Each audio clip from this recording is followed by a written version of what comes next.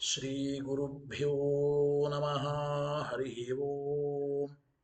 ಶ್ರಿಯಪ್ಪತ್ತೇ ನಿತ್ಯ ಗಣಿತ ಗುಣಮಾಣಿಕ್ಯ ವಿಶದ ಪ್ರಭಾಜಾಲೋಲ್ಲಾಸೋಪಹತ ಸಕಲಾವದ್ಯತಮಸೆ ಜಗಜ್ಜನ್ಮಸ್ಥೇಮ ಪ್ರಲಯ ರಚನಾಶೀಲ ವಪುಷೇ ನಮೋ ಶೇಷಾಂನಾಯ ಸ್ಮೃತಿರುದಯದೀಪ್ತಾಯ ಹರಯೇ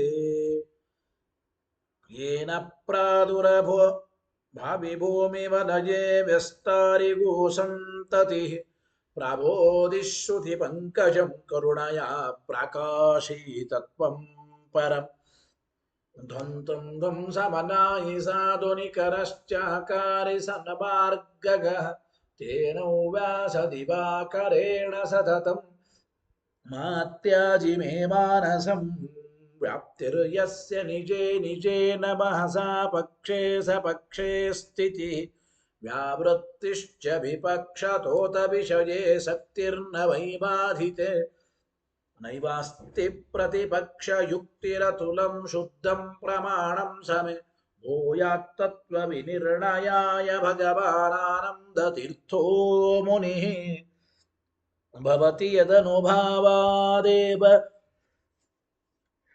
भवति यदनुभावादेडमूकोऽपि वाग्मी जडमतिरपि जन्तुर्जायते प्राज्ञमूलिः सकलवचनचेतो देवता भारती सा मम वचसि निधत्तां सन्निधिं मानसे च रमानिवासोचितवासभूमि सन्न्याय रत्नावलि जन्मभूमि वैराग्यभाग्यो मम पद्मनाभतीर्थामृताब्धिर्भवताद्विभूत्यै पदवाक्यप्रमाणज्ञान् प्रतिवादिमदच्छिदः श्रीमदक्षोभ्यतीर्थाख्यानुपतिष्ठे गुरून्मम श्रीमदानन्दतीर्थार्य सन्मनः सरसि भुवि अनुव्याख्याननलिने चञ्चरीकति मे मनः न शब्दाब्दौ गाढाः न च निगमचर्चासु चतुराः न च न्याये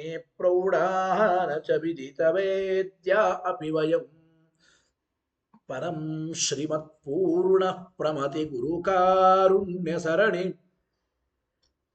प्रपन्ना मान्यास्मः किमपि च वदन्तोऽपि महताम् भगवता बादरायणेन प्राणिनां निःश्रेयसाय प्रणीतमपि ब्रह्ममीमांसाशास्त्रम् असाधुनिबन्धन्ततमस अवकुण्ठितत्वेन अप्रणीतमिव मन्यमानः भगवान् आनन्दतीर्थमुनिः यथाचार्याभिप्रायम् अस्य भाष्यं विधाय अनुभाष्यमपि करिष्यन् विलीनप्रकृतितया स्वयमन्तराय विदुरोऽपि अनवरतमीश्वरप्रवणकाय करणवृत्तिरपि नारायणप्रणामादिकम् पारीप्सितस्यानन्तराय परिसमाप्तेः प्रचयस्य च हेतुतया अवगीतशिष्टाचारपरम्परादिना अवगतम् अवश्यं करणीयं शिष्यान् ग्राहयितुं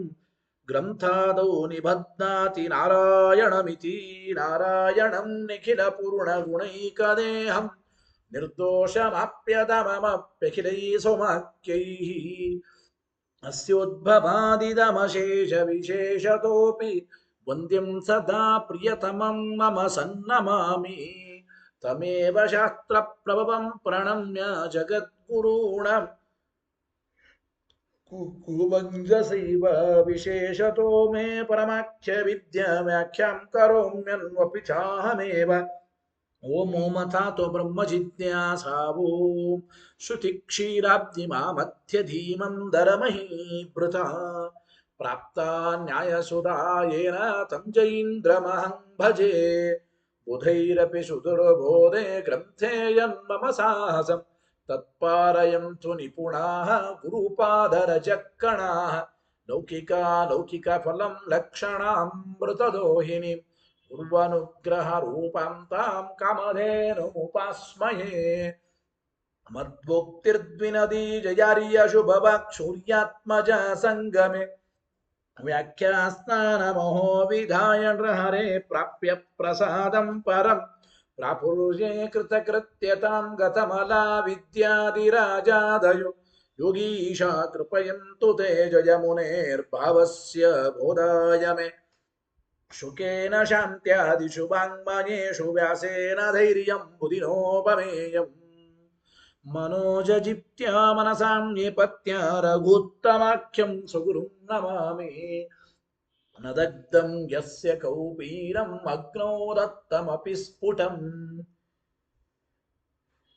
वेदव्यासगुरुं नौमि श्रीवेदेश नमस्कृतम् सत्यनाथ गुरुः पातु योधीरो नवचन्द्रिका नवामृतगदा तीर्थताण्डवानि व्यशीकृपथ आरूढः सहसा यतीन्द्रपदवीं गत्वा च वाराणसी तत्रत्यान् कुमतः प्रचारनिरतानद्वैतदिग्धन्तिनः प्रौढार्थे वचने सुयुक्तिखचितैः सम्बीजयन्मोदयन् सत्यध्यानसुखे सरी विजयते पादाशितः श्रीपतेः प्रावोचद्योतिकं न्यायसुधावाक्यार्थचन्द्रिकाम् सत्यप्रज्ञगुरुर्दद्यात् प्रज्ञां वैदान्तिकीं सदा बन्धुस्त्वं गुरुरिष्टदैवतमिति त्वत्पादपङ्केरुहम् प्राप्तं मां परिपालयेति सततं याचे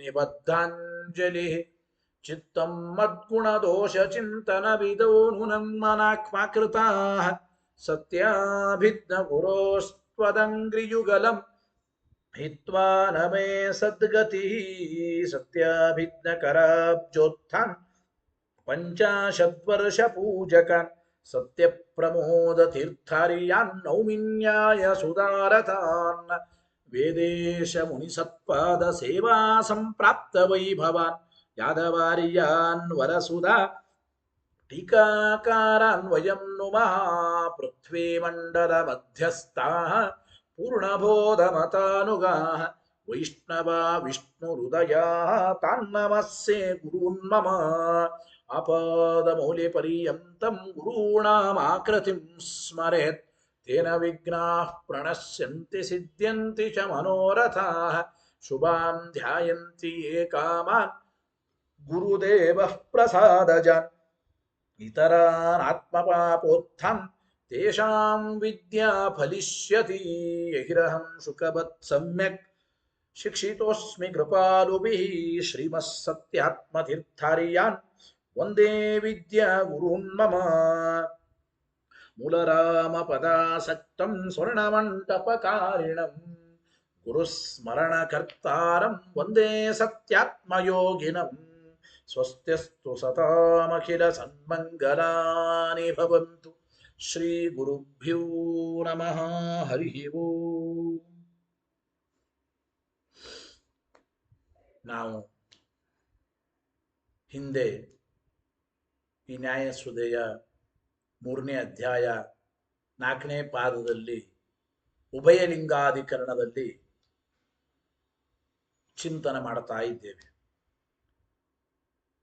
ಭಗವಂತನ ರೂಪಗಳಲ್ಲಿ ಭೇದಗ್ರಾಹಿಯಾದ ಅನುಮಾನ ಆಗಮಗಳು ಇಲ್ಲ.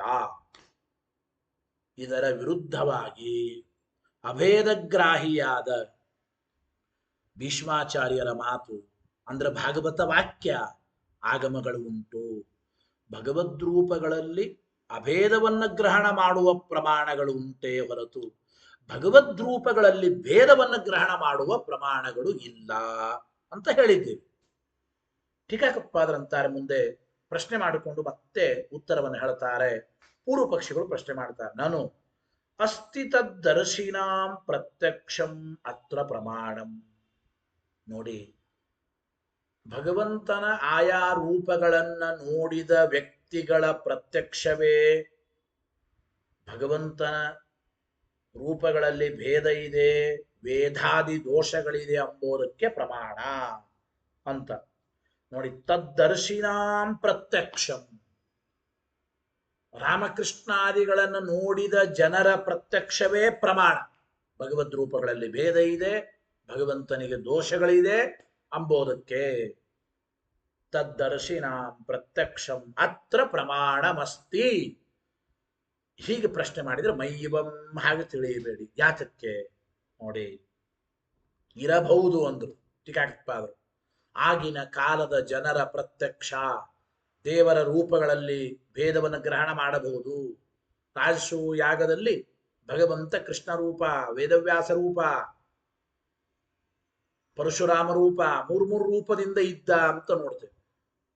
ಪರಶುರಾಮ, ವೇದವ್ಯಾಸ, ಕೃಷ್ಣ ಬೇರೆ ಬೇರೆ ಅಂತ ಆಗಿನ ಕಾಲದ ಜನರ ಪ್ರತ್ಯಕ್ಷ ಹೇಳುತ್ತದೆ. ರಾಮನು ಕೂಡ ಸೀತೆಯನ್ನ ಕಳೆದುಕೊಂಡು ಅಳತಾ ಇದ್ದಾನೆ. ಆಗಿನ ಕಾಲದಲ್ಲಿ ನೋಡುವ ಜನರು ಹೇಳಬಹುದು, ಬಹಳ ದುಃಖಪಟ್ಟ ರಾಮ, ಬೇಜಾರ ಮಾಡಿಕೊಂಡ ರಾಮ. ಕೃಷ್ಣನ ಕಾಲಿಗೂ ಬಾಣ ಬಿತ್ತು, ಕೃಷ್ಣನ ಕಾಲಿನಿಂದ ರಕ್ತ ಬಂತು, ಕೃಷ್ಣನಿಗೂ ದುಃಖ ಇದೆ. ಹೀಗೆಲ್ಲ ಆಗಿನ ಕಾಲದ ಜನರ ಪ್ರತ್ಯಕ್ಷ ಹೇಳಬಹುದು. ಆದರೆ ಮೈವಂ ಹಾಗೆ ತಿಳಿಯಬೇಡಿ. ಟೀಕಾಕೃತ್ಪಾದರು ತಿಳಿಸ್ತಾರೆ, ಹಾಗೆ ತಿಳಿಯಬೇಡಿ. ಮೈವಂ ಯಾತಕ್ಕೆ? ಮಹತಾಂ ಪ್ರತ್ಯಕ್ಷೇಣ ವೇದಾದ್ಯಭಾವಗ್ರಾಹಿಣ ಬಾಧಿತತ್ವ. ಆಗಿನ ಕಾಲದ ಜನರ ಪ್ರತ್ಯಕ್ಷ ಭಗವಂತನಲ್ಲಿ ಭೇದವನ್ನ, ದೋಷಗಳನ್ನ ಏನು ಗ್ರಹಣ ಮಾಡ್ತಾ ಇದೆ, ಆ ಪ್ರತ್ಯಕ್ಷ ಮಹಾತ್ಮರ, ಪುಣ್ಯಾತ್ಮರ, ಜ್ಞಾನಿಗಳ ಭಗವಂತನ ರೂಪಗಳಲ್ಲಿ ಭೇದ ಇಲ್ಲ, ವೇದಾದಿ ದೋಷಗಳಿಲ್ಲ ಅಂತ ಗ್ರಹಣ ಮಾಡ್ತಾ ಇದೆ. ದೊಡ್ಡವರ ಪ್ರತ್ಯಕ್ಷ. ಅಂತಹ ಪ್ರತ್ಯಕ್ಷದಿಂದ ದೋಷಗ್ರಾಹಿಯಾದ ಪ್ರತ್ಯಕ್ಷಕ್ಕೆ ಬಾಧ ಬರುತ್ತದೆ. ಅಂದ್ರೆ ಮಹಾತ್ಮರ ಪ್ರತ್ಯಕ್ಷ, ಮಹಾತ್ಮರ ಪ್ರತ್ಯಕ್ಷ ಭಗವದ್ ರೂಪಗಳಲ್ಲಿ ಭೇದ ಇಲ್ಲ, ಭಗವದ್ ರೂಪಗಳಲ್ಲಿ ದೋಷ ಇಲ್ಲ, ಮಹಾತ್ಮರ ಪ್ರತ್ಯಕ್ಷ ಹೇಳ್ತಾ ಇದೆ. ಇಂತಹ ಮಹಾತ್ಮರ ಪ್ರತ್ಯಕ್ಷದಿಂದ ದೋಷಗ್ರಾಹಿಯಾದ ಪ್ರತ್ಯಕ್ಷ ಬಾಧಿತವಾಗುತ್ತದೆ. ಮಹಾತ್ಮರ ಪ್ರತ್ಯಕ್ಷವೇ ಬಾಧಕ ದೋಷಗ್ರಾಹಿಯಾದ ಪ್ರತ್ಯಕ್ಷಕ್ಕೆ ಅಂತ ತಿಳಿಸಿಕೊಡ್ತಾ ಇದ್ದಾರೆ. ಅದಕ್ಕೆ ಅವರು ಪ್ರಶ್ನೆ ಮಾಡಿದ್ರು ಪೂರ್ವ ಪಕ್ಷಿಗಳು, ಇದಮೇವ ತಸ್ಯ ಬಾಧಕಂ ಕಿಂ ನ ಸ್ಯಾತ್. ಇಲ್ರಿ, ನಿಮ್ಮ ಮಹಾತ್ಮರ ಪ್ರತ್ಯಕ್ಷಕ್ಕೇನೆ, ದೋಷ ಇಲ್ಲ ಅಂತ ಹೇಳೋ ಪ್ರತ್ಯಕ್ಷಕ್ಕೆ ದೋಷಗ್ರಾಹಿಯಾದ ಆಗಿನ ಕಾಲದ ಜನರ ಪ್ರತ್ಯಕ್ಷವೇ ಯಾಕೆ ಬಾಧಕ ಆಗಬಾರದು? ಇದಮೇವ ತಸ್ಯ ಬಾಧಕಂ ಕಿಂ ನ ಸ್ಯಾತ್. ದೋಷಗ್ರಾಹಿಯಾದ ಪ್ರತ್ಯಕ್ಷವೇ, ದೋಷ ಇಲ್ಲ ಅಂತ ಹೇಳೋ ಮಹಾತ್ಮನ ಪ್ರತ್ಯಕ್ಷಕ್ಕೆ ಯಾಕೆ ಬಾಧಕ ಆಗಬಾರದು? ಇದಮೇವ ತಸ್ಯ ಬಾಧಕಂ ಕಿಂ ನ ಸ್ಯಾತ್ ಇತ್ಯತಃ ಆಹ ಅಪರೀಕ್ಷಿತಮೇವ ಇತಿ. ಅದಕ್ಕೆ ಆಚಾರ್ಯರು ಉತ್ತರ ಕೊಡ್ತಾ ಇದ್ದಾರೆ, ಹಾಗಲ್ಲ. ಮಹಾತ್ಮರ ಪ್ರತ್ಯಕ್ಷಕ್ಕೆ ಈ ಅಜ್ಞ ಜನರ ಪ್ರತ್ಯಕ್ಷ ಇದು ಬಾಧಕ ಆಗಲ್ಲ. ಅಂದ್ರೆ ದೋಷ ಇಲ್ಲ ಅಂತ ಹೇಳುವ ಪ್ರತ್ಯಕ್ಷಕ್ಕೆ ದೋಷ ಇದೆ ಅಂತ ಹೇಳುವ ಅಜ್ಞ ಜನರ ಪ್ರತ್ಯಕ್ಷ ಬಾಧಕವಾಗುವುದಿಲ್ಲ. ಯಾತಕ್ಕೆ? ಆಚಾರ್ಯ ಉತ್ತರ ಕೊಡ್ತಾರೆ ನೋಡಿ, ಶ್ಲೋಕ ಹೇಳಿ. ಅಪರೀಕ್ಷಿತಮೇವಾತ್ರ ವೇದಾಧಿಕಮಧೀಶಿತು ಪರೀಕ್ಷಾ ದರ್ಶನೇನೈವ ದೃಶ್ಯತೆ ಕೇನಚಿತ್ ಕ್ವಚಿತ್. ಹೇಳ್ತಾ ಇದ್ದಾರೆ ನೋಡಿ, ಅಧೀಶಿತು ಸರ್ವೋತ್ತಮನಾದ ಭಗವಂತನಿಗೆ ಈ ಭಗವಂತನ ವಿಚಾರಗಳಲ್ಲಿ ಅತ್ರ ಅಧೀಶಿತು ಭಗವಂತನಿಗೆ ಅಂದ್ರೆ ಭಗವಂತನ ಅವತಾರ ರೂಪಗಳಿಗೆ ವೇದಾದಿ ದೋಷಗಳಿದೆ ಅಂತ ಹೇಳ್ತಕ್ಕಂಥ ಪ್ರತ್ಯಕ್ಷ ಏನಿದೆ, ಅಪರೀಕ್ಷಿತಮೇವ, ಅದು ಅಪರೀಕ್ಷಿತವಾದ ಪ್ರತ್ಯಕ್ಷ. ಪರೀಕ್ಷಿತವಾದ ಪ್ರತ್ಯಕ್ಷ ಅಲ್ಲ ಅದು. ಪರೀಕ್ಷಿತವಾದ ಪ್ರತ್ಯಕ್ಷ ಅಲ್ಲ ಸರ್ವಥಾ ಅದು. ಆಚಾರ್ಯ ಹೇಳಿದ್ದ, ಪರೀಕ್ಷಾ ದರ್ಶನೆ, ನಾವು ಪರೀಕ್ಷೆ ಮಾಡಿ ನೋಡಲಾಗಿ, ಕೇನಚಿತ್ ಯಾರಿಂದಲೂ ಕ್ವಚಿತ್ ಎಂದಿಗೂ ನೈವ ದೃಶ್ಯತೆ. ಪರೀಕ್ಷಾ ದರ್ಶನೆ ದೋಷ ನೈವ ದೃಶ್ಯತೆ. ಪರೀಕ್ಷೆಯಿಂದ ನಾವು ಚಿಂತನೆ ಮಾಡಿ ವಿಮರ್ಶೆ ಮಾಡಿ ನೋಡಿದಾಗ ಭಗವಂತನ ರೂಪಗಳಲ್ಲಿ ಭೇದವಾಗಲಿ ದೋಷವಾಗಲಿ ಯಾವ ಕಾರಣದಿಂದಲೂ ಕೂಡ ಪ್ರಾಪ್ತವಾಗೋದಿಲ್ಲ, ಯಾವ ಕಾರಣದಿಂದಲೂ ಕೂಡ ಸರ್ವಥಾ ಪ್ರಾಪ್ತವಾಗುವುದಿಲ್ಲ ಅಂತ ಅಭಿಪ್ರಾಯ. ಸರ್ವಥಾ ಪ್ರಾಪ್ತವಾಗುವುದಿಲ್ಲ. ಅತ್ರ ಅತ್ರ ಅಂದ್ರೆ ಬರೀತಾರೆ ಅತ್ರ ವೇದಾದಿ ತದಭಾವಯೋರ್ ಮಧ್ಯೆ. ಭಗವಂತನಿಗೆ ವೇದಾದಿ ದೋಷಗಳಿದೆಯೋ ಅಥವಾ ವೇದಾದಿ ದೋಷಗಳಿಲ್ಲವೋ ಎಂಬ ವಿಚಾರಗಳ ಮಧ್ಯದಲ್ಲಿ ಭಗವಂತನಿಗೆ ವೇದಾದಿ ದೋಷಗಳಿದೆ ಅಂತ ಹೇಳುವ ಪ್ರತ್ಯಕ್ಷ ಅಪರೀಕ್ಷಿತ. ಯಾಕೆ ಅಂದ್ರೆ ನಾವು ಪರೀಕ್ಷಾ ಮಾಡಿ ನೋಡಿದಾಗ ಸರ್ವಥಾ ಭಗವಂತನಲ್ಲಿ ಯಾವ ವೇದಾದಿ ದೋಷಗಳು ಕೂಡ ತೋರೋದಿಲ್ಲ ಅಂತ ಅಭಿಪ್ರಾಯ. ಅಧೀಶಿತುಶ್ಚ ಬರಿತಾ ಇದ್ದ ಅಧೀಶಿತು ಅತ್ರ ಅವತಾರೇಶು ಇತಿವಾ. ಅತ್ರ ಎಂಬ ಒಂದು ಶಬ್ದಕ್ಕೆ ವೇದಾದಿ ದೋಷಗಳು ಇವೆ ಅಥವಾ ವೇದಾದಿ ದೋಷಗಳು ಇಲ್ಲ ಎಂಬ ವಿಚಾರದಲ್ಲಿ ಈ ರೀತಿ ಅರ್ಥ ಬರೋದ್ರ ಅತ್ರ ಎಂಬುದಕ್ಕೆ. ಅದೇ ಅತ್ರ ಎಂಬುದಕ್ಕೆ ಇನ್ನೊಂದು ಅರ್ಥ ಏನು ಅಂದ್ರೆ ಅಧೀಶಿತು ಅತ್ರ ಅವತಾರೇಶು ಮಧ್ಯೆ, ಸರ್ವೋತ್ತಮನಾದ ಭಗವಂತನ ಅವತಾರ ರೂಪಗಳಲ್ಲಿ ಅಂತ ಅರ್ಥ. ಹಂಗೂ ಅರ್ಥ ಇಟ್ಕೋಬೇಕು. ದೃಶ್ಯತೆ ಇತಿ ಸಂಬಂಧ ನೈವ ದೃಶ್ಯತೆ, ಸರ್ವಥಾ ದೋಷಗಳು ನಮಗೆ ಅಂದ್ರೆ ತೋರೋದಿಲ್ಲ. ಗೊತ್ತಾಯಿತೋ ಇಲ್ಲ? ಇದು ಒಂದು. ಅಥವಾ ಯದ್ವಾ ವೇದಾದಿಕಮಿತಿ ತದ್ದರ್ಶನಂ ಉಪಲಕ್ಷ್ಯತೆ. ವೇದಾದಿಗಳು ಅಂತಂದ್ರೆ ವೇದಾದಿ ದರ್ಶನ ಎಂಬುದನ್ನ ಲಕ್ಷಣಾವೃತ್ತಿಯಿಂದ ಇಟ್ಟುಕೊಳ್ಳಬೇಕು ಅಂತ ಅಭಿಪ್ರಾಯ. ವೇದಾದಿಕಂ ಅಂದ್ರೆ ಲಕ್ಷಣಾವೃತ್ತಿಯಿಂದ ಇಟ್ಟುಕೊಳ್ಬೇಕು. ಅಂದ್ರೆ ಅಭಿಪ್ರಾಯ ಏನಪ್ಪಾ ಅಂತಂದ್ರೆ ಅಲ್ಲಿ ತದ್ದರ್ಶನಮುಪಲಕ್ಷ್ಯತೆ, ಅವರ ಜ್ಞಾನ ಅಂತ ಅಭಿಪ್ರಾಯ. ವೇದಾದಿ ದೋಷಗಳಲ್ಲ, ಭಗವಂತನಲ್ಲಿ ಗ್ರಹಣವಾಗುವ ವೇದಾದಿ ದರ್ಶನ. ಭಗವಂತನಲ್ಲಿ ದೋಷ ಇದೆ ಅಂತೇನು ಜ್ಞಾನ ಬರ್ತಾ ಇದೆ, ತದ್ದರ್ಶನಂ ಅಪರೀಕ್ಷಿತಮೇವ. ವೇದಾಧಿಕಂ ಅದೀಶಿತು, ಅದೀಶಿತು ವೇದಾಧಿಕಂ ಅಂದ್ರೆ ಅದೀಶಿತು ವೇದಾದಿ ವಿಷಯಕ ದರ್ಶನಂ ಅಂತ ಅರ್ಥ. ಅದು ಅಪರೀಕ್ಷಿತವೇ ಆಗಿದೆ, ಪರೀಕ್ಷಿತವಾದ ಜ್ಞಾನ ಅಲ್ಲ, ಅದು ದೋಷಗ್ರಹಣ ಮಾಡುವ ಜ್ಞಾನ. ವೇದಾದಿಕಮಿತಿ ತದ್ದರ್ಶನಂ ಉಪಲಕ್ಷ್ಯತೆ. ಪರೀಕ್ಷೆಯ ಯುಕ್ತಂ ದರ್ಶನಂ ಪರೀಕ್ಷಾ ದರ್ಶನಂ ತಸ್ಮಿನ್ ಪರೀಕ್ಷಾ ದರ್ಶನೇ ಪರೀಕ್ಷಾ ದರ್ಶನೇನೈವ. ಶ್ಲೋಕ ಹೇಳಿದ್ದಾರೆ. ಪರೀಕ್ಷಾ ದರ್ಶನೆ ಅಂದ್ರೆ ಏನು? ತೃತೀಯ ತತ್ಪುರುಷ ಮಾಡಿಕೊಳ್ಬೇಕು. ಪರೀಕ್ಷೆಯಿಂದ ಯುಕ್ತವಾದ ದರ್ಶನ, ಅದನ್ನ ಪರೀಕ್ಷಾ ದರ್ಶನ ಅಂತ ಕರೀತಾರೆ. ಪರೀಕ್ಷೆಯ ಯುಕ್ತಂ ದರ್ಶನಂ ಪರೀಕ್ಷಾ ದರ್ಶನಂ. ಅಥವಾ ಇದು ಒಂದು, ಜೊತೆಗೆ ಇನ್ನೊಂದು ಯದ್ವಾ ಪರೀಕ್ಷತೆ ಇತಿ ಪರೀಕ್ಷಾ, ಪರೀಕ್ಷಿಸಲ್ಪಟ್ಟು ನಿರ್ಧರಿಸಲ್ಪಡತಕ್ಕಂತಹದ್ದು, ಅದಕ್ಕೆ ಪರೀಕ್ಷಾ. ಪರೀಕ್ಷತೆ ಇತಿ ಪರೀಕ್ಷಾ ಎಂಬ ಮಾತನ್ನು ಕೂಡ ಇಲ್ಲಿ ತಿಳಿಸಿಕೊಡ್ತಾ ಇದ್ದಾರೆ. ಅಂದ್ರೆ ನೋಡಿ ಅಭಿಪ್ರಾಯ, ಪರೀಕ್ಷಾ ಶಬ್ದಕ್ಕೆ ಪರೀಕ್ಷತೆ ಇತಿ ಪರೀಕ್ಷಾ ಎಂಬ ವ್ಯುತ್ಪತ್ತಿಯಿಂದ ಪರೀಕ್ಷಾಯುಕ್ತವಾದ ದರ್ಶನ ಅಂತ ಅರ್ಥವಾಗುತ್ತಾ ಇದೆ. ಪರೀಕ್ಷಾ ರೂಪವಾದ ದರ್ಶನ ಅಂತ ಸಮಾಸ. ಪರೀಕ್ಷತೆ ಇತಿ ಪರೀಕ್ಷಾ ಎಂಬ ವ್ಯುತ್ಪತ್ತಿಯನ್ನು ತಿಳಿಸಿಕೊಡ್ತು. ಇಲ್ಲಿ ಗುರೋಶ್ಚ ಹಲಃ ಇತಿ ಆಕಾರ ಪ್ರತ್ಯಯ. ಗುರೋಶ್ಚ ಹಲಃ ಎಂಬ ಪಾಣಿನಿಯ ವ್ಯಾಕರಣ ಸೂತ್ರದ ಪ್ರಕಾರ ಆಕಾರ ಪ್ರತ್ಯಯ ಬಂದಿದೆ. ಅಂದ್ರೆ ಪರೀಕ್ಷತೆ ಇತಿ ಪರೀಕ್ಷಾ ಎಂಬ ಆಕಾರ ಬಂದಿದೆ. ಗುರೋಶ್ಚ ಹಲಃ ಎಂಬ ವ್ಯಾಕರಣ ಸೂತ್ರದಿಂದ ಆಕಾರ ಬಂದು ಪರೀಕ್ಷಾ ಅಂತಾಗಿದೆ. ಪರೀಕ್ಷಾ ಪರೀಕ್ಷತೆ ಇತಿ ಪರೀಕ್ಷಾ. ಗುರೋರ್ಹಲಃ ಆಕಾರ ಪ್ರತ್ಯಯ. ಗುರೋರ್ಹಲ ಎಂಬ ಸೂತ್ರದಿಂದ ಆಕಾರ ಬಂದು ಪರೀಕ್ಷಾ. ಮುಂದೆ ಕರ್ಮಧಾರೆ ಮಾಡಬೇಕು. ಪರೀಕ್ಷಾ ಚತದ್ದರ್ಶನಂಚ ಪರೀಕ್ಷಾ ದರ್ಶನಂ ಅಂದ್ರೆ ಪರೀಕ್ಷಾರೂಪವಾದ ದರ್ಶನ ಅಂತ ಅಭಿಪ್ರಾಯ. ಪರೀಕ್ಷಾ ಚ ತದ್ದರ್ಶನಂಚ ಪರೀಕ್ಷಾ ದರ್ಶನಂ ತಸ್ಮಿನ್ ಪರೀಕ್ಷಾ ದರ್ಶನೆ. ಪರೀಕ್ಷಾರೂಪವಾದ ದರ್ಶನವನ್ನ ನಾವು ಮಾಡಿದಾಗ ವೇದಾಧಿಕಂ ನೈವ ದೃಶ್ಯತೆ. ದೃಶ್ಯತೆ ವೇದಾಧಿಕಂ ಕ್ವಚಿತ. ಯಾವ ವೇದಾದಿ ದೋಷಗಳು ಕೂಡ ಪರೀಕ್ಷಾಯುಕ್ತವಾದ ದರ್ಶನದಲ್ಲಿ ಜ್ಞಾನದಲ್ಲಿ ಸರ್ವಥಾ ತೋರೋದಿಲ್ಲ ದೇವರಿಗೆ. ಅಂದರೆ ಏನಭಿಪ್ರಾಯ? ದೋಷ ದರ್ಶನಂ ಅಪರೀಕ್ಷಿತಂ ನಿರ್ದೋಷತ್ವ ದರ್ಶನಂತು ಪರೀಕ್ಷಿತಮಿತಿ ಭಾವ.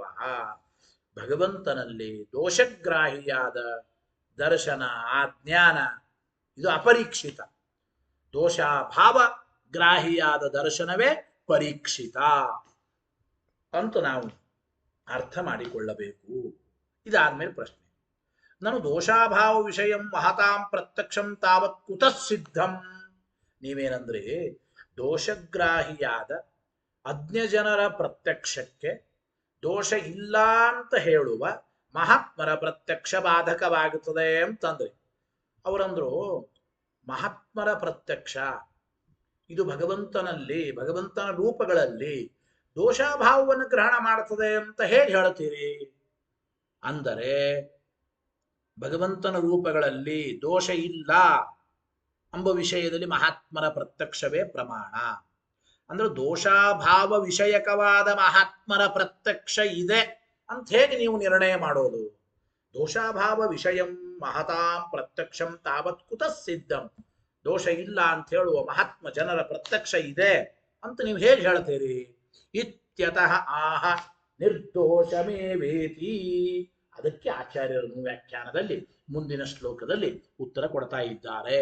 ಶ್ಲೋಕ ಹೇಳಿ: ನಿರ್ದೋಷಮೇವ ತಂ ಬ್ರಹ್ಮ ದದರ್ಶಾಶೇಷರೂಪಿಣಂ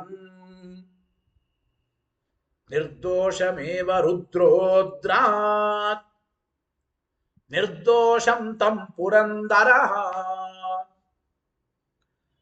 ನಿರ್ದೋಷಾಣ್ಯಸ್ಯ ರೂಪಾಣಿ ದೃಷ್ಟಾನ್ನೇವಂ ಸುರೋತ್ತಮೈಃ ಅನ್ಯೇ ಸದೋಷಾಃ ಸರ್ವೇಪಿ ನಿರ್ದೋಷೋ ಹರಿರೇಕಲಃ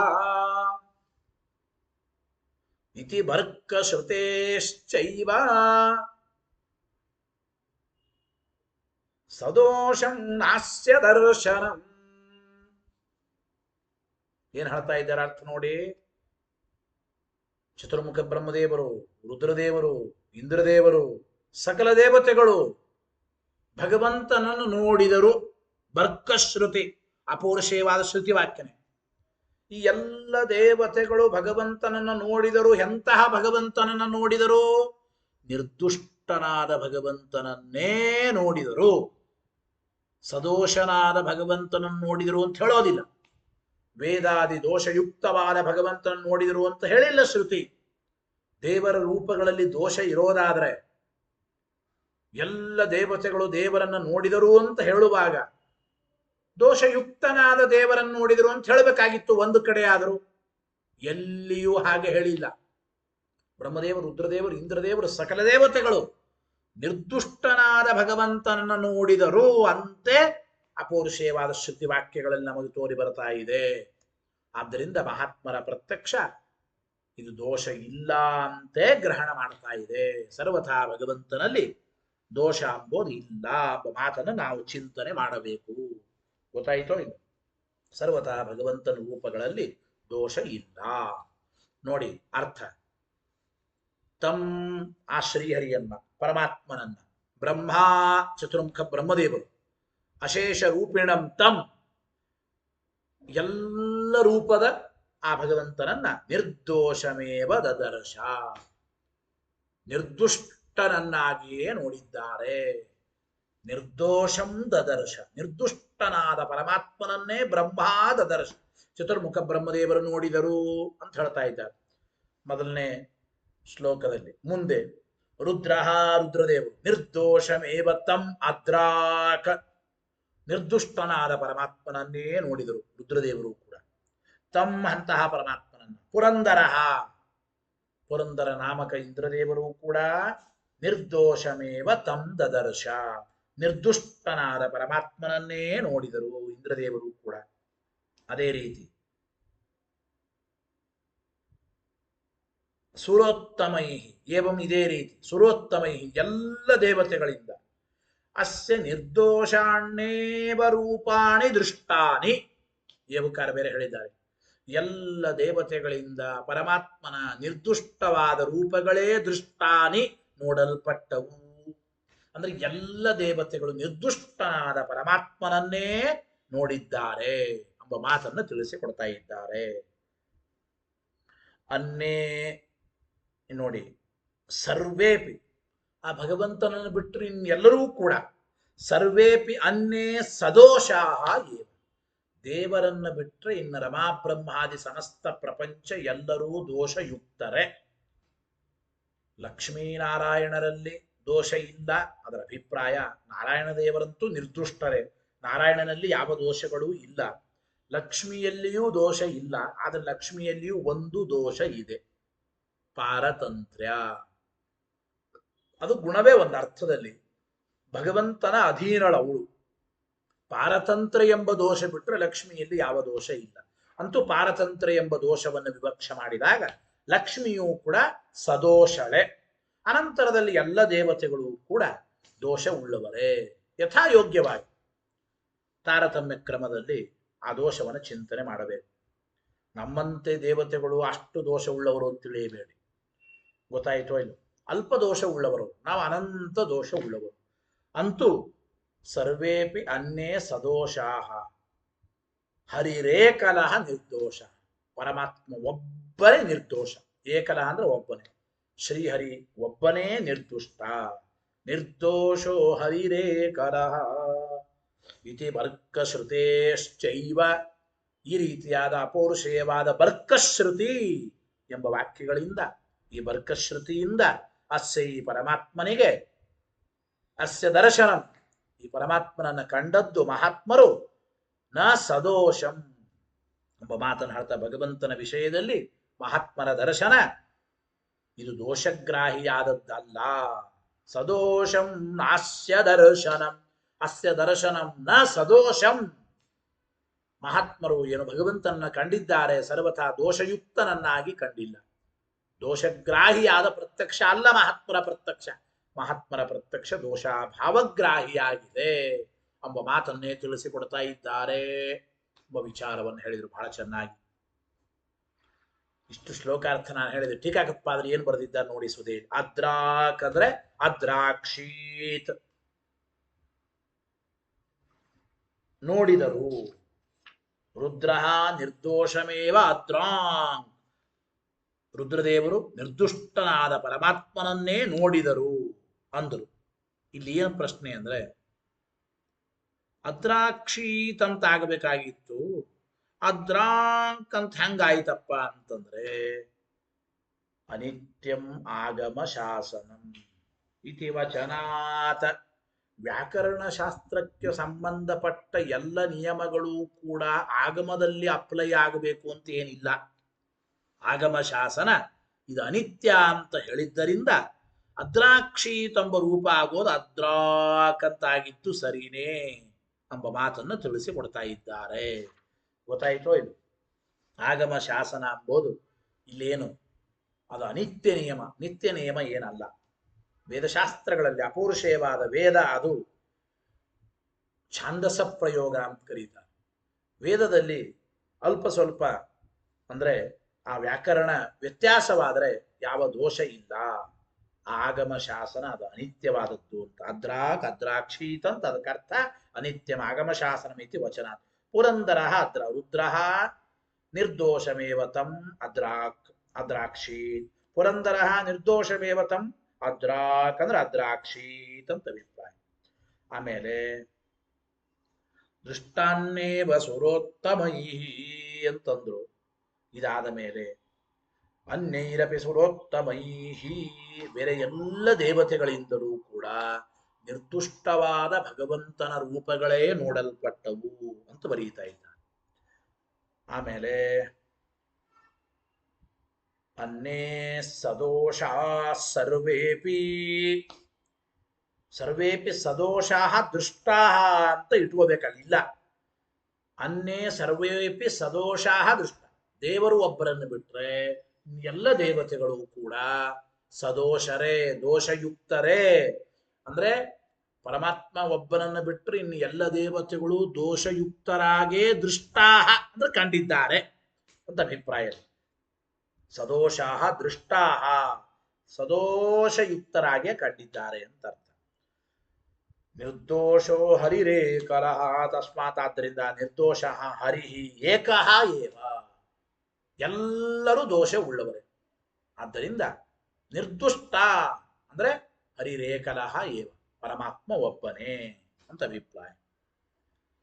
ಇಲ್ಲಿ ಚ ಶಬ್ದ ಬೇರೆ ಬಳಸಿದ್ದಾರೆ. ಇತಿ ಬರ್ಕ ಶ್ರುತೇಶ್ಚೈವ ಚ ಶಬ್ದ ಶ್ರುತ್ಯಂತರ ಸಮುಚ್ಚಯಾರ್ಥ.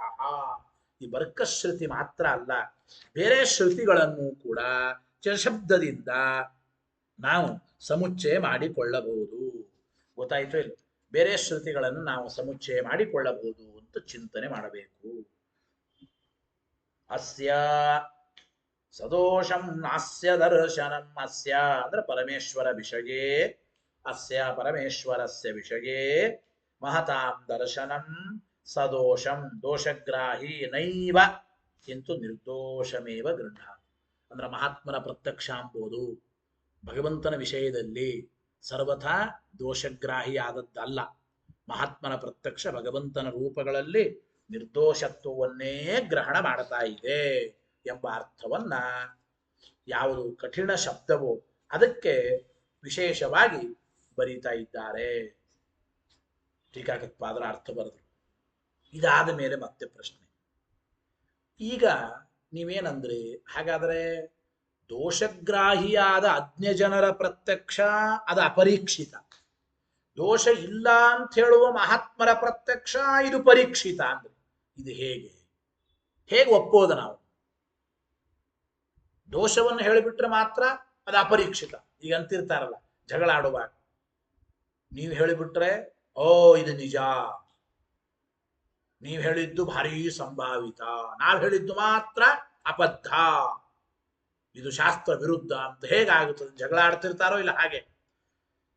ದೋಷಗ್ರಾಹಿಯಾದ ದೋಷ ದರ್ಶನ ಅಪರೀಕ್ಷಿತ, ದೋಷ ಇಲ್ಲ ಅಂತ ಗ್ರಹಣ ಮಾಡೋ ಜ್ಞಾನವೇ ಪರೀಕ್ಷಿತ ಅಂತ ಹೇಗೆ ಹೇಳ್ತೀರಿ?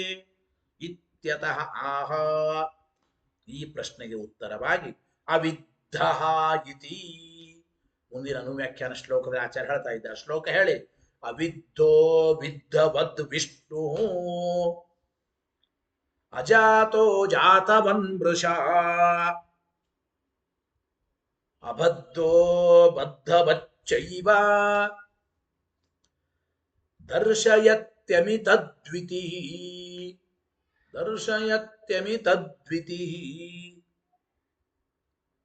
ಇತಿ ಪೈಂಗಿ ಶ್ರುತಿಶ್ಚೈವ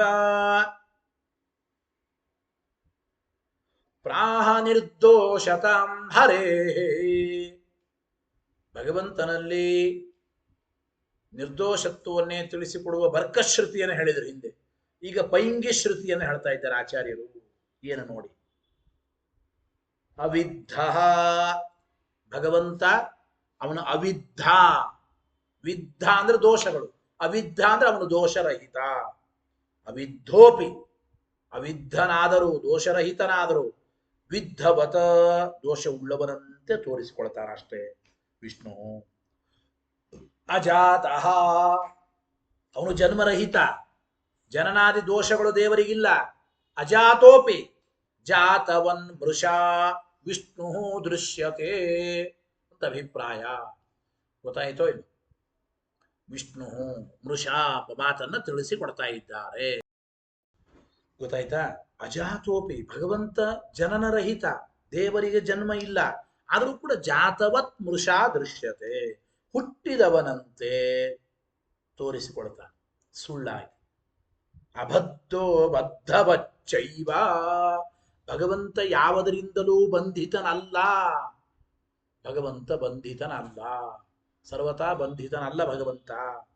ಅಬದ್ಧ ಅವನು ಬಂಧಿತನಲ್ಲ, ಆದರೂ ಬದ್ಧವಚ್ಚೈವ ದರ್ಶಯತಿ ಅಮಿತದ್ವಿತಿ. ಅಮಿತದ್ವಿತಿ ಅಪರಿಮಿತವಾಗಿರತಕ್ಕಂಥ ಕಾಂತಿ ಉಳ್ಳ ಪರಮಾತ್ಮನು ಅಬದ್ಧೋಪಿ ಅವನು ಬಂಧಿತನಲ್ಲ, ಆದರೂ ಕೂಡ ಬದ್ಧವಚ್ಚೈವ ದರ್ಶಯತಿ ತಾನು ಬಂಧಿತನಂತೆ ಪರಮಾತ್ಮ ತೋರಿಸಿಕೊಳ್ತಾನೆ. ಇತಿ ಪೈಂಗಿ ಶ್ರುತಿಶ್ಚ ಹೀಗೆ ಪೈಂಗಿ ಶ್ರುತಿಯೂ ಕೂಡ ಹರೇಹೇ ಪರಮಾತ್ಮನಿಗೆ ನಿರ್ದೋಷತಾವೇವ ಪ್ರಾಹ ಭಗವಂತನಿಗೆ ನಿರ್ದೋಷತ್ವವನ್ನೇ ಹೇಳಿಕೊಡ್ತಾ ಇದೆ ಪೈಂಗಿ ಶ್ರುತಿ ಎಂಬುದು ಅಂತ ಆಚಾರ್ಯರು ತಿಳಿಸಿದರು. ಈ ಶ್ಲೋಕ ಅರ್ಥವನ್ನು ಟೀಕಾರೆ ಬರೀತಾರೆ. ಅವಿದ್ಧಮಿವ ಅಂದ್ರೆ ವಿದ್ಧವತ್, ಅವಿದ್ಧೋ ವಿದ್ಧವದ್ ವಿಷ್ಣು ಅವಿದ್ಧನಾದರೂ ವಿದ್ಧನಂತೆ ತೋರ್ತಾನೆ. ವಿದ್ಧವತ ದೃಶ್ಯತೆ ವಿಷ್ಣು ಛಾಂದಸಃ ದ್ವಿತೀಯಾಂತಾತುವತಿ.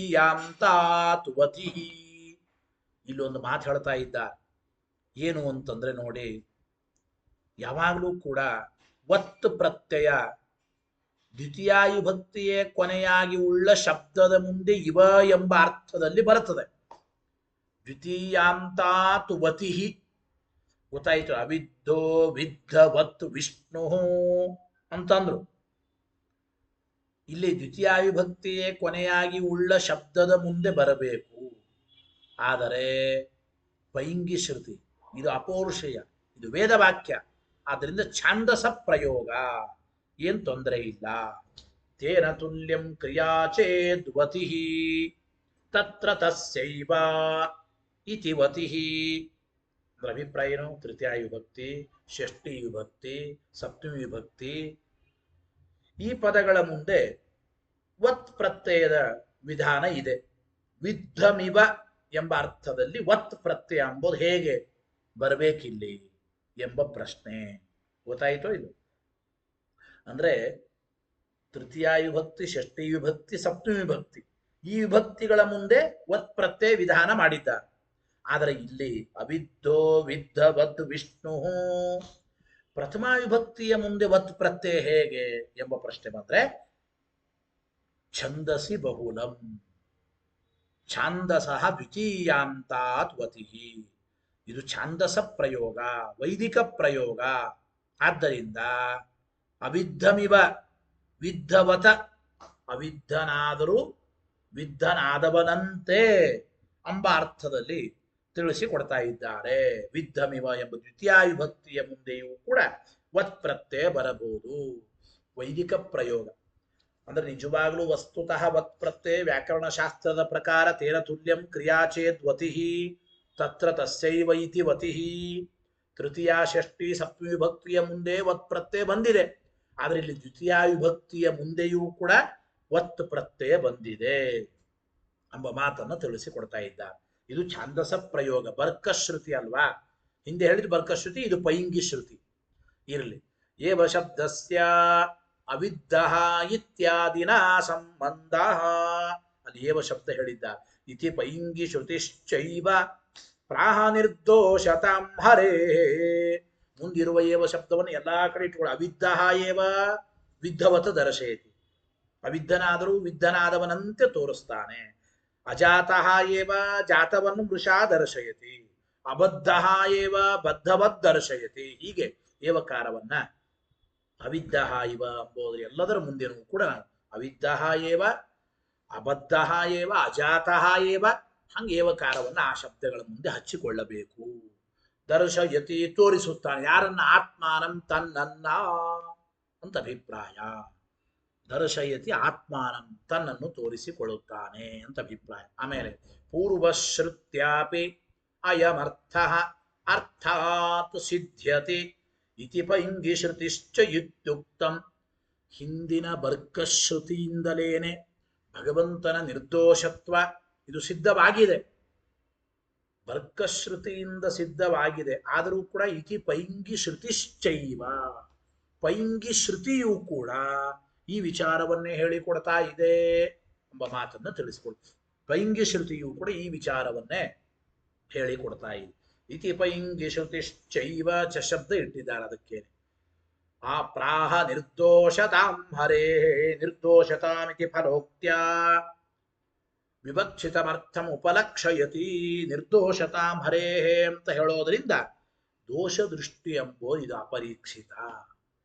ಅಂದ್ರೆ ಎಲ್ಲ ಶ್ರುತಿಗಳು ದೇವರಿಗೆ ನಿರ್ದೋಷತ್ವವನ್ನೇ ಹೇಳ್ತಾ ಇವೆ ಅಂತ ಹೇಳೋದ್ರಿಂದ ಏನಾಯ್ತಪ್ಪ ಅಂತಂದ್ರೆ ದೋಷಗ್ರಾಹಿಯಾದ ಪ್ರತ್ಯಕ್ಷ, ದೋಷ ದರ್ಶನ ಇದು ಅಪರೀಕ್ಷಿತ ಎಂಬುದು ಗೊತ್ತಾಗುತ್ತದೋ ಇಲ್ಲ. ನಿರ್ದೋಷತಾಮಿತಿ ಅಂದ್ರೆ ಕೊನೆಗೆ ಉಪಸಂಹಾರದಲ್ಲಿ ಫಲ ಮುಖ್ಯವಾಗಿ ಏನು? ಒಟ್ಟು ಶ್ರುತಿಗಳು ಭಗವಂತನ ನಿರ್ದೋಷತ್ವವನ್ನೇ ಹೇಳ್ತಾ ಇವೆ ಅಂತ ಹೇಳೋದರಿಂದ ಭಗವಂತನಿಗೆ ದೋಷವನ್ನು ಗ್ರಹಣ ಮಾಡೋ ಪ್ರತ್ಯಕ್ಷಗಳು ಅವೆಲ್ಲವೂ ಕೂಡ ಅಪರೀಕ್ಷಿತ ಅಂತ ಹೇಳದಂಗಾಯಿತು. ನಿರ್ದೋಷತಾಮಿತಿ ಫಲೋಕ್ತ್ಯ ವಿವಕ್ಷಿತಂ ಅರ್ಥಂ ಉಪಲಕ್ಷಯತಿ ಎಂಬ ಮಾತನ್ನು ತಿಳಿಸಿಕೊಡ್ತಾ ಇದ್ದಾನೆ. ಅತ್ರೈವ ಸ್ಪಷ್ಟಾಂ ಶ್ರುತಿ ಮುದಾಹರತಿ. ಈ ವಿಚಾರದಲ್ಲಿ ಇನ್ನೂ ಸ್ಪಷ್ಟವಾದ ಶ್ರುತಿ ವಾಕ್ಯವನ್ನ ತಿಳಿಸಿಕೊಡ್ತಾ ಇದ್ದಾರೆ. ಇನ್ನೂ ಸ್ಪಷ್ಟವಾದ ಶ್ರುತಿ ವಾಕ್ಯವನ್ನು ತಿಳಿಸಿಕೊಡ್ತಾ ಇದ್ದಾರೆ. ಅಪರೀಕ್ಷಿತೇತಿ ಆ ಒಂದು ಶ್ಲೋಕವನ್ನ ಹೇಳಿ. ಏನು? ಅಪರೀಕ್ಷಿತ ದೃಷ್ಟ್ವೈವ ಸದೋಷೋ ದೃಶ್ಯತೋ ಹರೇ ಸದೋಷೋ ದೃಶ್ಯತೆ ಹರಿ. ಅಪರೀಕ್ಷಿತ ದೃಷ್ಟ್ವೈವ ಸದೋಷೋ ದೃಶ್ಯತೆ ಹರಿ. ಪರೀಕ್ಷಾ ದರ್ಶನೇನೈವ ದೃಶ್ಯೋ ದೋಷೋ ಹರೇ ಕ್ವಚಿತ್. ಇತಿ ಪೈಂಗಿ ಶ್ರುತಿಶ್ಚಾಹ ಪ್ರಮಾಣಂ ಹಿ ಪರೀಕ್ಷಿತಂ. ಏನು ಹೇಳ್ತಾ ಇದ್ದಾರೆ ನೋಡಿ. ಹರಿಹಿ ಸದೋಷಃ ದೃಶ್ಯತೆ ಇತಿ ಅಪರೀಕ್ಷಿತ ದೃಷ್ಟ್ವೈವ. ಇದು ಅಪರೀಕ್ಷಿತ ದೃಷ್ಟಿ. ಇದು ಪರಮಾತ್ಮ ದೋಷವುಳ್ಳವನು ಎಂಬ ದೃಷ್ಟಿ ಏನಿದೆ ಅಂದ್ರೆ ಅಪರೀಕ್ಷಿತ ದೃಷ್ಟ್ವೈವ, ಪರೀಕ್ಷಿತವಲ್ಲದ ದೃಷ್ಟಿಯಿಂದ ಮಾತ್ರ ಹರಿಹಿ ಸದೋಷಃ ದೃಶ್ಯತೆ. ಅಪರೀಕ್ಷಿತವಾದ ದೃಷ್ಟಿಯಿಂದ ಮಾತ್ರ, ಪರೀಕ್ಷಿತವಲ್ಲದ ದೃಷ್ಟಿಯಿಂದ ಮಾತ್ರ ಪರಮಾತ್ಮ ಸದೋಷ ದೋಷವುಳ್ಳವನು ಅಂತ ತೋರುದು. ಆದರೆ ಪರೀಕ್ಷಾ ದರ್ಶನೆ, ವಸ್ತುತಃ ಪರೀಕ್ಷೆ ಮಾಡಿ ನಾವು ನೋಡಿದಾಗ ಕ್ವಚಿತ್ ಎಂದಿಗೂ ಎಲ್ಲಿಯೂ ಕೂಡ ಹರೇ ಪರಮಾತ್ಮನಿಗೆ ದೋಷ ನೈವ ದೃಶ್ಯ, ದೋಷ ಅಂಬೋದು ದೃಶ್ಯವಾಗುವುದಿಲ್ಲ, ದೋಷ ಕಾಣಿಸುವುದಿಲ್ಲ ದೇವರಿಗೆ. ಇತಿ ಪೈಂಗಿ ಶ್ರುತಿಶ್ಚ, ಹಿಂಗೆ ಪೈಂಗಿ ಶ್ರುತಿನೂ ಹೇಳ್ತಾ ಇದೆ. ಪರೀಕ್ಷಿತ ಪರೀಕ್ಷಿತ ಅಂದ್ರೆ ಯಾವುದ್ರಿ? ಪ್ರಮಾಣಂ ಹಿ ಪರೀಕ್ಷಿತಂ. ಯಾವುದು ಪ್ರಮಾಣವಾಗಿರುತ್ತದೋ ಅದು ಪರೀಕ್ಷಿತ ಎಂಬ ಮಾತನ್ನು ನಾವು ಅರ್ಥ ಮಾಡಿಕೊಳ್ಬೇಕು. ಯಾವುದು ಪ್ರಮಾಣವೋ ಅದು ಪರೀಕ್ಷಿತ ಎಂಬ ಮಾತನ್ನು ನಾವು ಅರ್ಥ ಮಾಡಿಕೊಳ್ಬೇಕು ನೋಡಿ. ಇತಿ ಪೈಂಗಿ ಶ್ರುತಿಶ್ಚಾಹ, ಆಹ ಅಂದ್ರೇನು? ದೋಷ ದರ್ಶನಸ್ಯ ಅಪರೀಕ್ಷಿತತ್ವಮಾಹ. ಭಗವಂತನಲ್ಲಿ ದೋಷಗ್ರಾಹಿಯಾದ ಪ್ರಮಾಣಗಳು ಅಪರೀಕ್ಷಿತ ಮತ್ತು ನಿರ್ದೋಷತಾ ದರ್ಶನಸ್ಯ ಪರೀಕ್ಷಿತತ್ವಂಚ ಆಹ. ಪೈಂಗಿ ಶ್ರುತಿಯೂ ಹೀಗೆ ಹೇಳ್ತಾ ಇದೆ. ಹೀಗೆ ಅಂದ್ರೇನು? ಭಗವಂತನ ರೂಪಗಳಲ್ಲಿ ದೋಷಗ್ರಾಹಿಯಾದ ಪ್ರಮಾಣಗಳು ಅವು ಅಪರೀಕ್ಷಿತ, ನಿರ್ದೋಷತ್ವಗ್ರಾಹಿಯಾದ ಪ್ರಮಾಣಗಳೇ ಪರೀಕ್ಷಿತ ಎಂಬುದನ್ನು ತಿಳಿಸಿಕೊಡ್ತಾ ಇವೆ. ತತಕ್ಕಿಂ, ಏನಾಯ್ತಪ್ಪ ಮುಂದೆ? ಹಾಗಾದ್ರೆ ಏನಾಯ್ತು? ತತಕ್ಕಿಂ ಇತ್ಯತಃ ಆಹ ಪ್ರಮಾಣಂ ಹಿ ಇತಿ, ಪ್ರಮಾಣಂ ಹಿ ಪರೀಕ್ಷಿತಂ ಎಂಬ ಮಾತನ್ನು ತಿಳಿಸಿಕೊಡ್ತಾ ಇದ್ದಾರೆ. ಬರೀತಾರೆ ಯತ್ ಪರೀಕ್ಷಿತಂ, ಯಾವುದು ಪರೀಕ್ಷಿತವೋ ಅದು ಪ್ರಮಾಣ. ಪ್ರಮಾಣ ಅಂತ ಆದದ್ದು ಅದು ಪರೀಕ್ಷಿತವಾಗಿ ಆಗಿರುತ್ತದೆ ಅಂತ ಬರೀತಾರದನ್ನೇ. ಯತ್ ಪರೀಕ್ಷಿತಂ ಅಂದ್ರೆ ಪರೀಕ್ಷೆಯ ಪ್ರಮಾಣತ್ವೇನ ಅವಧೃತಂ ತದೇವ ಪ್ರಮಾಣ. ಜಗತ್ತಿನಲ್ಲಿ ಇದು ಪ್ರಮಾಣ ಅಂತ ಯಾವುದನ್ನು ಕರಿಬೇಕು ನಾವು? ಪ್ರಮಾಣ ಅಂತ ಯಾವುದನ್ನು ಕರೀಬೇಕಪ್ಪ ಅಂದ್ರೆ ಪರೀಕ್ಷೆಯಿಂದ ಯಾವುದು ಪ್ರಮಾಣತ್ವೇನ ನಿಶ್ಚಿತವಾಗಿದೆಯೋ ಅದೇ ಪ್ರಮಾಣ. ಪರೀಕ್ಷೆಯ ಪ್ರಮಾಣತ್ವೇನ ಅವಧೃತಂ ಯದ್ಭವತಿ ತದೇವ ಪ್ರಮಾಣಂ ಅಂತ ಅಭಿಪ್ರಾಯ ನೋಡಿ. ಅಪರೀಕ್ಷಿತಂತೂ ಆಪಾತತಃ ಸಂದಿಗ್ಧಂ. ಅಪರೀಕ್ಷಿತವಾದದ್ದು ಅಪ್ರಮಾಣ. ಅಪರೀಕ್ಷಿತ ಅಂದ್ರೆ ಏನು? ಮೇಲ್ನೋಟಕ್ಕೆ ತೋರಿರ್ತದೆ ಅಷ್ಟೇ, ವಸ್ತುತಃ ಅದು ಸಿದ್ಧವಾಗಿರಲ್ಲ. ಇನ್ನೂ ವಿಚಾರ. ಅಪರೀಕ್ಷಿತಂತೂ ಆಪಾತತಃ ಸಂದಿಗ್ಧಂ. ಆಪಾತತಃ ಸಂದಿಗ್ಧವಾಗಿರ್ತಂದ್ರೆ ಏನು? ನಿಶ್ಚಿತ ವಿರೋಧಿ ಉಪನಿಪಾತೇತು ಅಪ್ರಮಾಣಮೇವ. ಮೊದಲಿಗೆ ಆಪಾತತಃ ಮೇಲ್ನೋಟಕ್ಕೆ ತೋರಿತು, ಪ್ರಮಾಣವೋ ಅಪ್ರಮಾಣವೋ ನಿಶ್ಚಿತವಾಗಿರಲ್ಲ ಅಂತ ಇಟ್ಟುಕೊಳ್ಳಿ. ಆಮೇಲೆ ನಿಶ್ಚಿತವಾದ ಪ್ರಮಾಣದ ವಿರೋಧಿಯಾಗಿದ್ರೆ ಅದು ಅಪ್ರಮಾಣವಾಗಿ. ಇದೇ ಪರೀಕ್ಷಾ ಅಂದ್ರೆ. ಮೊದಲು ವಾಕ್ಯಗಳು ತೋರಿಬಿಡ್ತವೆ.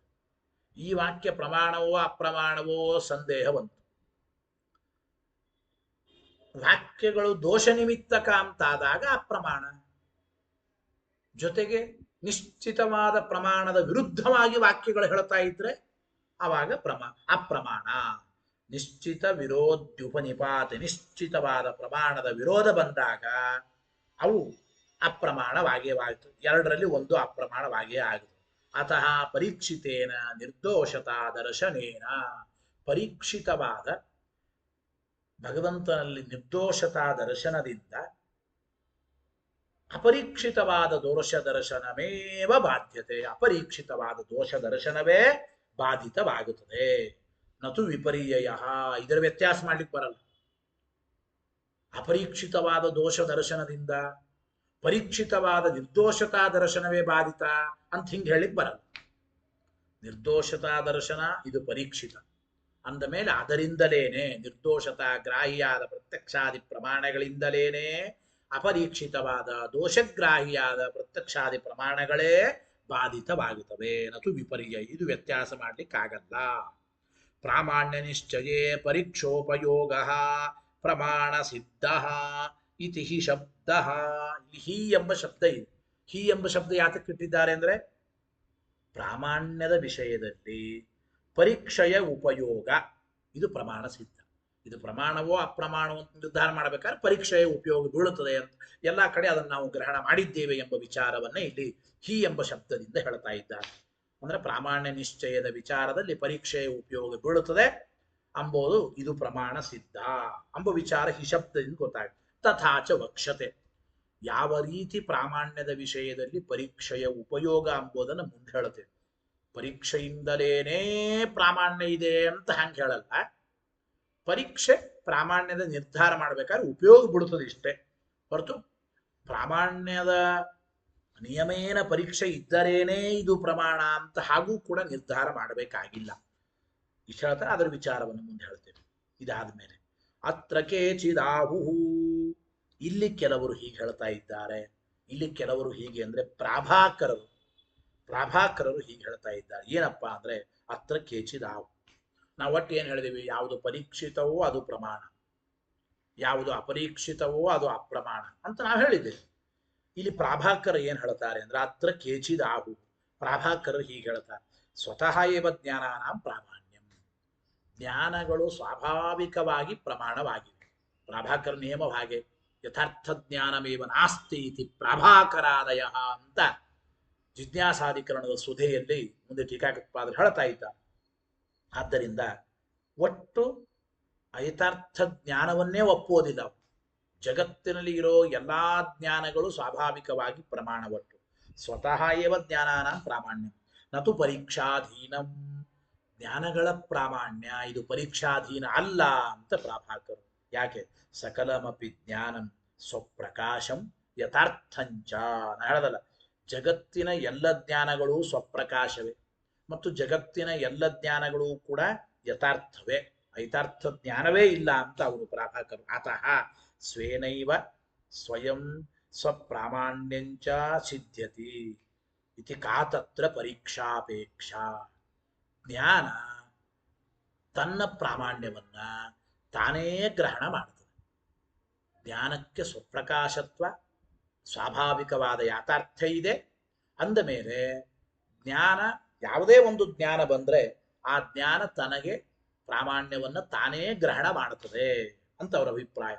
ಜ್ಞಾನದ ಪ್ರಾಮಾಣ್ಯ ಗ್ರಹಣ ಮಾಡಬೇಕಾದ್ರೆ ಪರೀಕ್ಷೆಯ ಅಪೇಕ್ಷೆ ಎಲ್ಲ ಏನು ಬೇಕಾಗಿಲ್ಲ ಅಂತ ಪ್ರಾಭಾಕರ್ ಹೇಳ್ತಾರೆ. ಇತಿ ಒಂದು.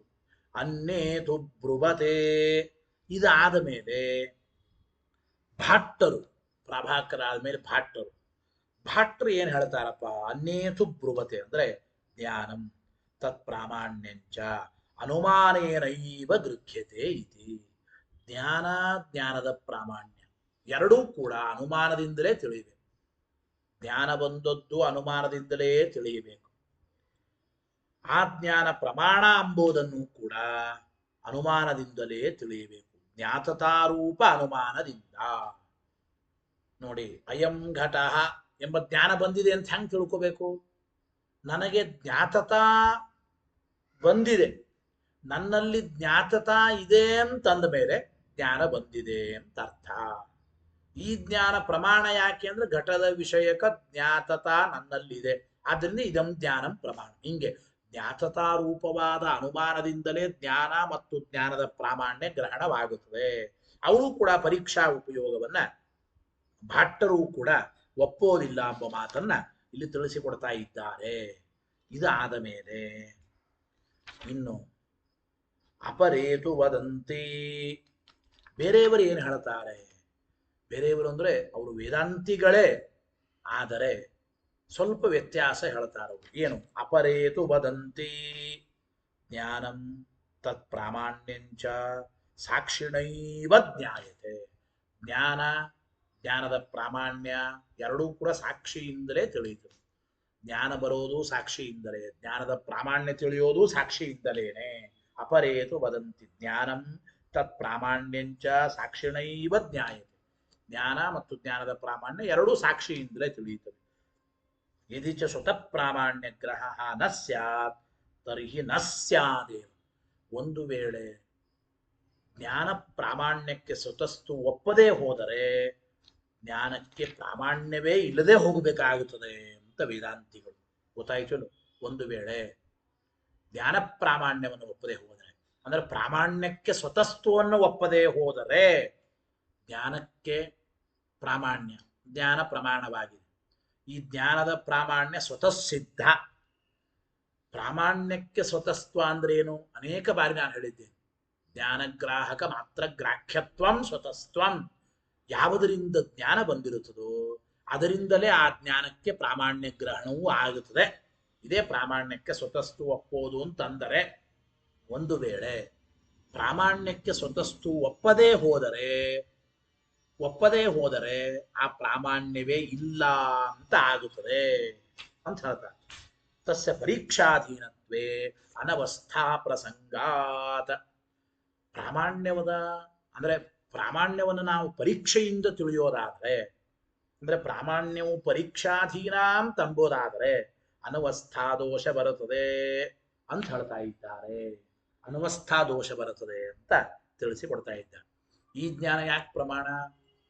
ಆ ಪರೀಕ್ಷೆಯಿಂದ ಗ್ರಹಣವಾಗಿದೆ ಪ್ರಮಾಣ ಅಂತ. ಆ ಪರೀಕ್ಷೆ ಯಾಕೆ ಪ್ರಮಾಣ? ಇನ್ನೊಂದು ಪರೀಕ್ಷೆ ಮಾಡೋಣ. ಆ ಪರೀಕ್ಷೆ ಯಾಕೆ ಪ್ರಮಾಣ? ಆ ಜ್ಞಾನ ಇರೋದ್ರಿಂದ. ಆ ಜ್ಞಾನ ಯಾಕೆ ಪ್ರಮಾಣ? ಮತ್ತೊಂದು ಜ್ಞಾನವನ್ನು ಒಪ್ಪೋಣ. ಹೀಗೆ ಪ್ರಾಮಾಣ್ಯ ಇದು ಪರೀಕ್ಷಾಧೀನ ಅಂದ್ರೆ ಅನವಸ್ಥಾ ದೋಷ ಬರುತ್ತದೆ. ಆದ್ದರಿಂದ ಜ್ಞಾನಗತ ಪ್ರಾಮಾಣ್ಯಂ ಉಭಯಮಪಿ ಸಾಕ್ಷಿಣೈವ ಜ್ಞಾಯತೆ ಅಂತ ಈ ವೇದಾಂತಿಗಳಾಗಿರ್ತಕ್ಕಂಥವ್ರು ಹೇಳ್ತಾರೆ. ವಸ್ತುತಃ ಅದರ ವಿಚಾರ ಏನು? ಪ್ರಾಮಾಣ್ಯಕ್ಕೆ ಸ್ವತಸ್ತ್ವವನ್ನು ನಾವು ಹೇಳ್ತೇವೆ, ಅದರ ಪರೀಕ್ಷೆಯ ಉಪಯೋಗ ಎಷ್ಟರ ಮಟ್ಟಿಗೆ ಅದರ ಚಿಂತನೆಯನ್ನು ಸರಿಯಾಗಿ ನಾವು ಮಾಡಬೇಕು. ಆ ವಿಚಾರವನ್ನು ಮತ್ತೆ ನಾಳಿನ ಪಾಠದಲ್ಲಿ ತಿಳಿಯೋಣ ಅಂತ ಹೇಳ್ತಾ, ಹರಯೇ ನಮಃ. ಶ್ರೀಕೃಷ್ಣಾರ್ಪಣಮಸ್ತು.